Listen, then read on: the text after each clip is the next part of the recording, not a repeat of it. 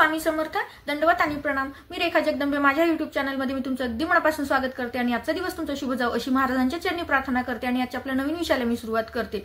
तर मैत्रिणींनो, 26 एप्रिल 2025 रोजी श्री स्वामी समर्थ महाराजांची पुण्यतिथी आहे। कर्दळी वनातून सुरू झालेला हा प्रवास अक्कलकोटी व्रतवर्षाच्या खाली म्हणजे समाधी स्वरूपात पूर्ण झालेला आहे। आपण सगळेजण म्हणतो की महाराजांचे समाधी स्थळ ते आहे। तर महाराजांनी सांगितलेले हम गया नाही जिंदा आहे या वाक्याची प्रचिती आपल्याला सदोदित निरंतर आपल्या आयुष्यामध्ये येत असतेच। कारण महाराज खरंच गेलेले नाहीत, तर निर्गुण स्वरूपामध्ये ते नित्य आपल्या सोबत असतात। फक्त महाराजांना तुम्ही सेवा करा, महाराजांना एक हाक द्या, तर म्हणजे सदैव आपल्या पाठीशी महाराज राहतात। तर ह्या पुण्यतिथीच्या दिवशी आपल्याला मोठ्या प्रमाणात महाराजांच्या सेवा करायच्या आहेत किंवा आपल्या हातून कुठलीही चूक होणार नाही या गोष्टीची आपल्याला काळजी घ्यायची आहे। कारण आयुष्यामध्ये म्हणजे आयुष्य जगत असताना आपण कधीच आपल्या हातून एखादी चूक होऊ नये किंवा कुणाचं मन दुखावल्या जाऊ नये या गोष्टीचा आपण प्रयत्न करायला हवा। परंतु कमीत कमी या दिवशी तरी म्हणजे महाराजांच्या पुण्यतिथीच्या दिवशी तरी आपल्या तोंडातून अपशब्द किंवा कुणाचा अपमान होणार नाही या गोष्टीची आपल्याला काळजी घ्यायची आहे। तर त्यासोबतच आपल्याला महाराजांच्या सेवा करावायच्या आहेत। तर त्या सेवा कुठल्या करावायच्या आहेत? भले तुम्हाला म्हणजे तुमचं कितीही बिझी रुटीन असेल तरी सुद्धा तुम्हाला तुमचं रुटीन थोडंसं चेंज करून, जर तुम्ही सकाळी लवकर उठत नसाल म्हणजे 6ला जर उठत असाल तर तुम्ही आवर्जून पुण्यतिथीच्या दिवशी 5 वाजता उठा। जर तुम्ही 7 वाजता उठत असाल तर तुम्ही 6 वाजता उठा, परंतु 1 तास आपल्याला महाराजांसाठी द्यायचा आहे। कारण आपण महाराजांना निवडलं नाही तर महाराजांनी सेवेसाठी आपल्याला निवडलेलं आहे। या गोष्टीचं मोल जाणून घ्या आणि आपल्याला महाराजांची मोठ्या प्रमाणात कशी सेवा करता येईल या गोष्टीचाही विचार करा। तर ह्या पुण्यतिथीच्या दिवशी आपल्याला दिवसभरामध्ये एकतरी श्री स्वामी चरित्र सारामृताचं पारायण म्हणजे एकतरी पाठ आपला व्हायला हवा। भले तुम्हाला एका बैठकीत पाठ शक्य नसेल तर तुम्ही सकाळी उठल्यापासून ते म्हणजे सकाळी तो अर्धे अध्याय घ्या, दुपारी अर्धे अध्याय घ्या आणि सायंकाळी अर्धे अध्याय घ्या, परंतु 1 ते 21 अध्यायाचं पाठ आपला एका दिवसामध्ये म्हणजे स्वामी महाराजांच्या पुण्यतिथीच्या दिवशी ही सेवा आपल्या हातून घडायलाच हवी हा मनात निश्चय म्हणजे ठाम करा। आणि तुम्ही एक तरी पाठ या दिवशी म्हणजे भले तुम्हाला जर शक्य असतील तुम्ही 2-5 या दिवशी पाठ करू शकता, पण तुम्हाला 2 किंवा 5 असे पाठ करणं शक्य नसेल तर मिनिमम तुम्ही एक तरी पाठ या दिवशी आवर्जून म्हणजे आवर्जून कराच। कारण संध्याकाळी 12 वाजेपर्यंत जेव्हा तुम्हाला वेळ मिळेल तेव्हा तुम्ही श्री स्वामी चरित्र सारामृताचं पाठ एक कंप्लीट झाला पाहिजे या पद्धतीने तुम्हाला करायचं आहे। त्यासोबतच महाराजांची आपल्याला कुठली सेवा करायची आहे त्यासोबत मग आपल्याला तुम्ही 11 वेळेस तारक मंत्राचं पठण करा। भले तुम्ही वर्षभर कुठल्या सेवा करू नका, एक माणुसकी जपत तुम्ही आयुष्य जगत असाल तरी सुद्धा चालेल, परंतु महाराजांच्या पुण्यतिथीच्या दिवशी मात्र आवर्जून ही सेवा करा की 11 वेळेस तुम्हाला तारक मंत्राचं पठण करायचंय, 11 माळी तुम्हाला श्री स्वामी समर्थ महाराजांचा षडाक्षरी मंत्राचं पठण करायचंय म्हणजे 11 माळी तुम्हाला जप करायचंय। तुम्ही दररोज एकच माळ करत असाल, तुम्हाला 11 माळी शक्य नसतील, परंतु महाराजांच्या पुण्यतिथीचं औचित्य साधून तुम्हाला ह्या दिवशी मात्र एका माळेवर न भागवता तुम्हाला 11 माळी महाराजांच्या समोर बसून तुम्हाला 11 माळी जप करायचा आहे। त्यासोबतच श्री स्वामी स्तवन याचं सुद्धा पठण करून घ्यायचं आहे। हे सुद्धा म्हणजे खूप सुंदर वर्णन आहे। तर हे वर्णन म्हणजे ऐकल्यानंतर किंवा हे जेव्हा तुम्ही ऐकाल किंवा म्हणाल त्यावेळेस तुम्हाला निश्चित समाधान मिळेल। तर हे तुम्हाला गुगलवरती PDF फाईल मिळेल किंवा तुम्ही YouTubeवरती लावून दिलं तरीही चालतं।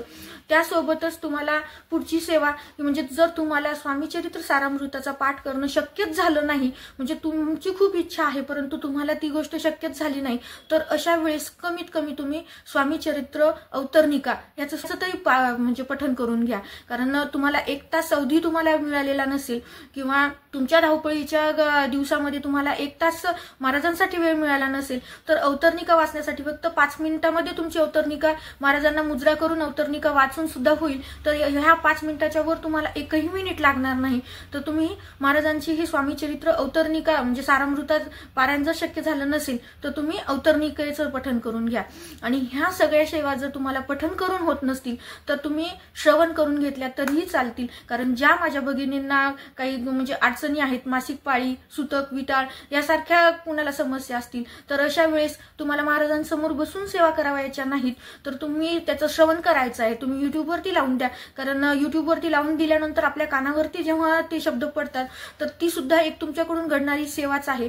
या दिवशी आवर्जून तुमच्याकडून महाराजांच्या सेवा झाल्याच पाहिजे, कारण ही एक मनात तुम्ही एक कृतज्ञताचा भाव व्यक्त करा, कारण महाराजांनी आपल्याला निवडले, सेवेसाठी निवडले. कारण आपण महाराजांना कधीच निवडत नाही किंवा आपण महाराजांना निवडण्याची कुवत आपल्यात नाही, परंतु महाराजांनी आपल्याला निवडले. तर ह्या गोष्टीचं सोनं करून घ्यायचं की नाही ते आपल्या हातात असतं. त्यामुळे जर तुम्हाला बसून म्हणजे करणं शक्य नसेल किंवा तुम्हाला कोणत्या समस्या आलेल्या असतील तर अशा वेळेस तुम्ही श्रवण केलं तरीही चालतं, परंतु दिवसभरामध्ये मोठ्या प्रमाणात आपल्याला ह्या सेवा करावायच्या आहेत. त्यासोबतच अखंड नामस्मरण करायचं आहे. यासाठी कुठल्याही समस्या आपल्याला येणार नाहीत, कारण मासिक पाळी, सुतक, विटाळ या जरी गोष्टी आलेल्या असल्या तरी सुद्धा किंवा तुम्हाला म्हणजे वेळेचा अभाव असेल, बसून तुम्हाला पाठ करणं शक्य नसेल तर अखंड नामस्मरणासाठी कुठल्याही अटी, शर्ती, नियम काहीच नाहीत. त्यामुळे दिवसभरामध्ये तुम्हाला अखंड महाराजांचं नामस्मरण करायचंय. शक्य झालं तेवढं तुम्ही थोड्या काळ तुम्ही एकटेपणाने घालतो किंवा कामात घालतो, तर तो सगळं शारीरिक कामं जेव्हा करतो तर ती कामं करताना तुम्ही महाराजांचं अखंड, कारण बौद्धिक काम करताना आपल्या डोक्यामध्ये ठराविक आपल्या कामाचंच म्हणजे विचार असतात, त्यामुळे आपण जप करू शकत नाही किंवा नामस्मरण करू शकत नाही. तर अशा वेळेस जेव्हा जेव्हा आपण शारीरिक कामं करतो तर त्यावेळेस तुम्हाला अखंड महाराजांचं नामस्मरण करायचं. ही सुद्धा सेवा खूप महत्वाची आहे.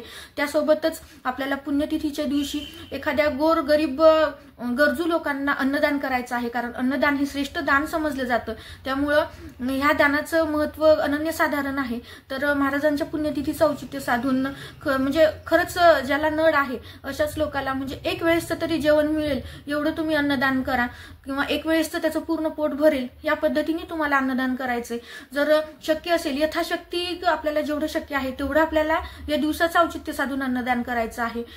तर मैत्रिणींनो, तर ह्या 26 तारखेला आवर्जून ह्या सेवा करा. तर महाराज निश्चित तुम्हाला तुमच्या प्रत्येक संकटामध्ये महाराज तुमच्या समोर असतील आणि तुमच्या सुखामध्ये महाराज तुमच्या मागे असतील, यात मात्रही शंका नाही. तुम्ही स्वतः प्रचिती घेऊन पहा. बऱ्याच जणांना प्रचिती सुद्धा महाराजांची आलेली आहे, त्यामुळे तर ते तर अखंड म्हणजे महाराजांच्या सेवेत राहतातच. परंतु ज्यांना काही अद्याप प्रचिती आलेली नाही किंवा महाराजांची त्यांची आणखीन ओळखच झालेली नाही, तर अशा माझ्या बंधू भगिनींनी नित्य तुम्ही महाराजांच्या सेवेत या, तर तुमच्या आयुष्याचं सोनं व्हायला वेळ लागणार नाही. सेवा तुम्हाला पुण्यतिथीच्या दिवशी या कुठल्याच सेवा तुम्हाला शक्य झाल्या नाही, परंतु एक सगळ्यात महत्वाची सेवा जर तुमच्या हातून होत असेल तर त्यापेक्षा म्हणजे भाग्यवान कुणीच नाही. कारण तुम्ही एक असा ज्यांना महाराजांचीच ओळख नाही त्यांना महाराजांची ओळख करून द्या आणि महाराजांच्या सेवेत कायम करा. यापेक्षा मोठी सेवा नाही. त्याचभरामध्ये तुम्ही अखंड नामस्मरण केलं नाही, तुम्ही 11 माळी जप केला नाही, तुम्ही तारक मंत्राचं पठण केलं नाही, तुम्ही स्वामी चरित्र सारामृताचा पाठ केला नाही, या कुठल्याच सेवा केल्या नाही किंवा तुम्ही अन्नदानही तुमच्याच्याने शक्य झालं नाही, तर अशा वेळेस तुम्ही फक्त एक म्हणजे एखाद्या व्यक्तीने जर तुम्हाला त्यांचं दुःख सांगितलेलं असेल तर त्या दुःखाचं भांडवल न बनवता त्यांना तुम्ही महाराजांच्या सेवेमध्ये, महाराजांच्या मार्गामध्ये घेऊन या. तर ही सुद्धा खूप मोठी सेवा आहे. कारण जेव्हा त्याची सगळी दुःख जातील त्यावेळेस तो महाराजांसोबत म्हणजे तुमच्यासोबत पण तेवढाच जोडल्या जाईल, कारण तुम्ही त्यांना महाराजांच्या सेवेत आणलेलं असतं, मार्गात आणलेलं असतं.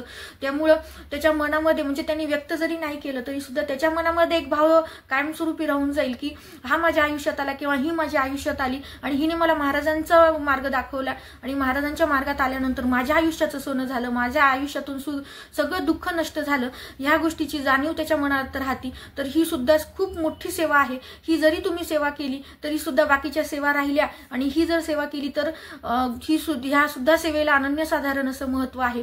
तर 26 एप्रिल रोजी मोठ्या प्रमाणात महाराजांचं नामस्मरण करा, महाराजांच्या सेवा करा. माझी कळकळीची तुम्हाला विनंती आहे, महाराजांच्या मार्गात जर आलात तर निश्चित तुमच्या सगळ्या समस्या, दुःख नष्ट होतील आणि महाराज तुमच्या आयुष्याचं सोनं निश्चित करून देतील.